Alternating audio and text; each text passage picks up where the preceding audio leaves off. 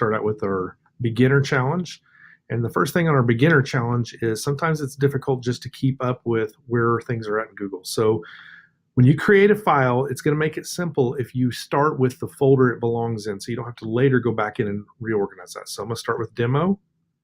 So I've got nothing in here in this demo folder. So if I go up here and click new, let's say I'm going to create a document. So I click on new document, and we're going to call this test document. I'm going to click up here just to name it test document, and I've got my document created. So now when I go back to Drive, if I go back into that demo folder, my test document is in there. It's not sitting out there where it's lost and I'm trying to find it somewhere. So that's our beginner. For intermediate level, we're going to go back into this test document, and I'm going to show you a shortcut for typing some text. So instead of using actually typing out the text, we're going to use what they call voice recording. So if you go to Tools and you go down to Voice Typing, you're going to click Voice Typing, and I'm going to read these part of this paragraph over here on the right-hand side off of this PDF document and put it into this example. So I click Voice Typing, I get a little sign like this, and I click on the microphone to speak. It's important to remember that the profiles of indicators of achievement at certain stages in primary, elementary, and secondary education, and that success in meeting the indicators is predicted on students having regular access to a variety of technology tools, period.